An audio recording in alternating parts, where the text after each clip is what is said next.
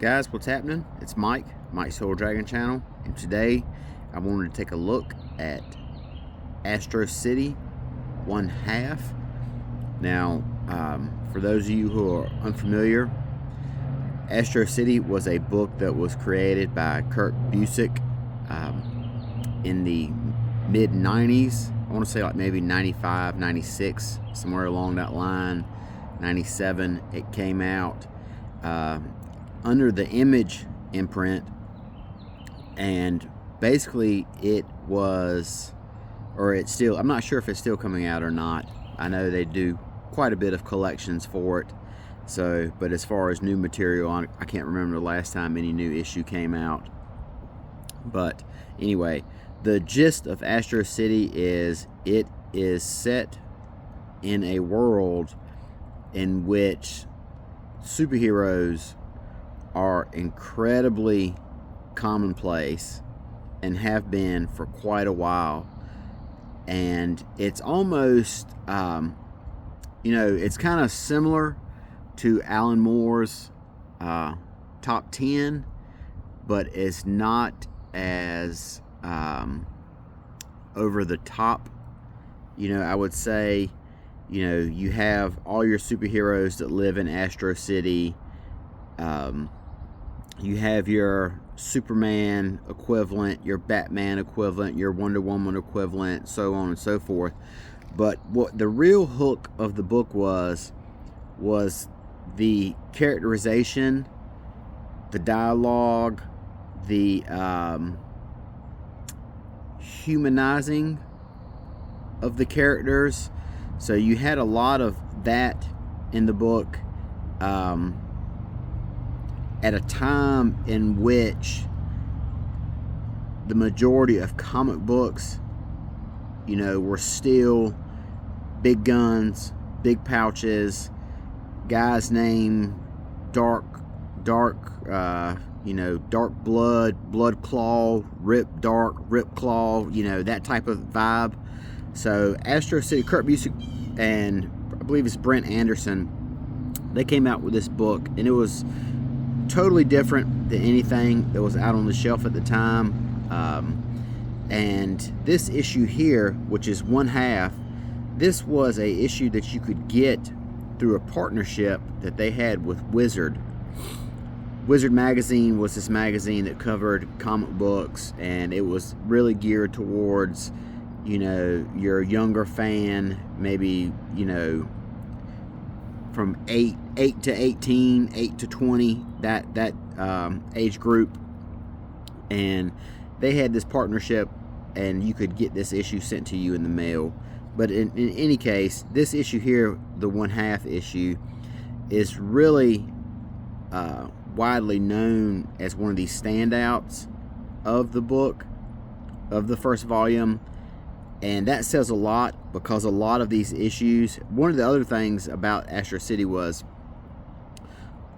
for so long, many of the issues were just one and done. It was one story in each issue, and then it was on to the next, and then on to the next. So you had brand new stories, brand new characters portrayed in each issue.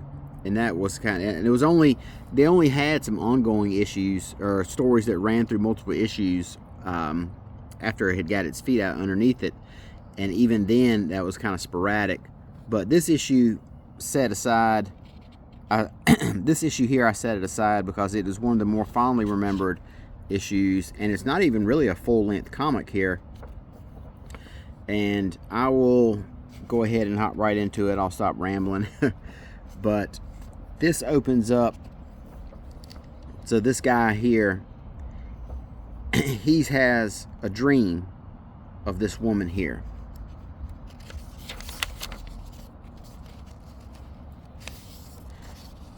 And he has a dream that he knows her, and he can't forget about her. But he knows he's never met her. See, he's never met her. He knows he's never met her. So why can't he get her out of his mind?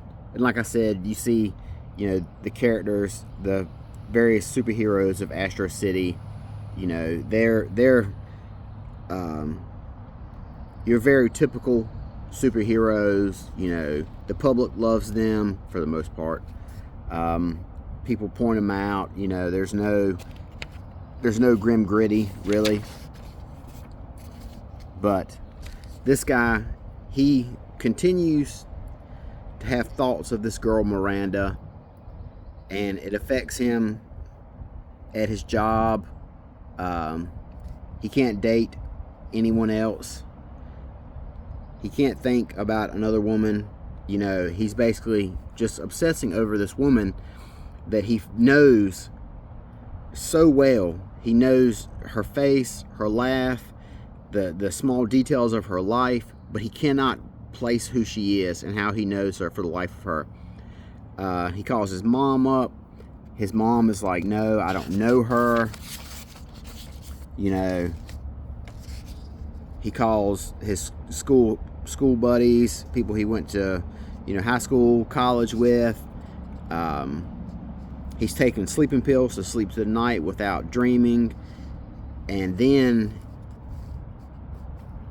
we have this character here who is known as the Hanged Man.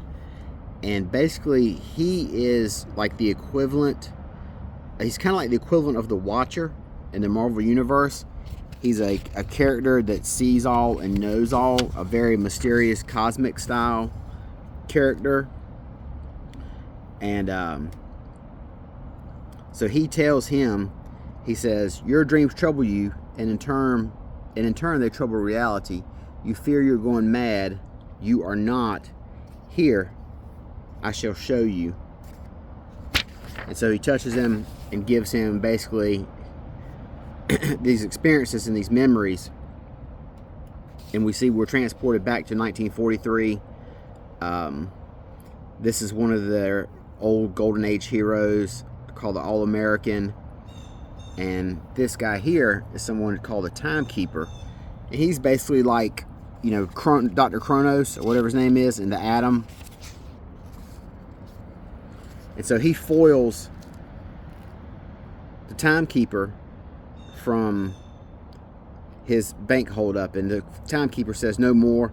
You know, I'm a master of time. I'm going to travel back in time and prevent all these heroes from being born.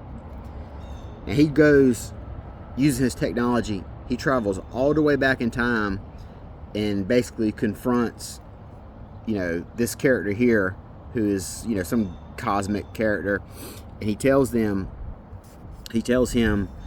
I want to be the Lord of Time. I want to be a big shot. I want to be somebody. And so because this guy is fighting this cosmic character here who is the Lord of Time, you have all these eras. You have, you know, dinosaurs coming to the main timeline, cavemen. So anyway, it's a big cosmic team up, and all the heroes have to get together to fight him and to stop him or whatever. And so he tells the Hangman, he goes, I understand, I think. Didn't she? I knew her, and she died in that time maelstrom. She was your wife, and she never existed. The chronal reconstruction was not exact.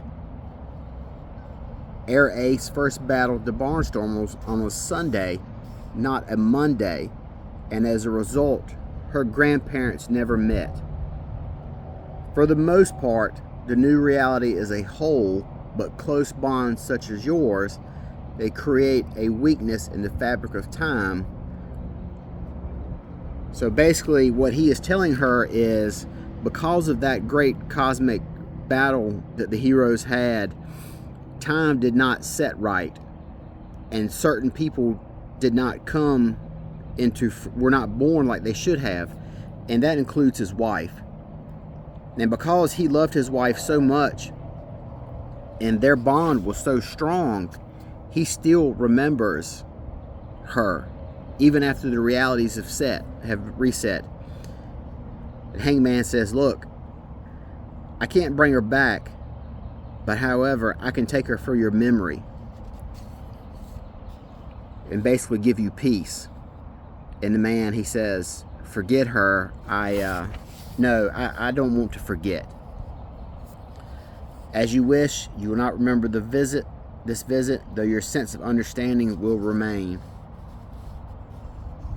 And he asks him before he leaves, he goes, what do other people choose? Do they choose to forget, or do they choose to move on? And the hangman looks at him and he tells him, he goes, no one forgets. No one.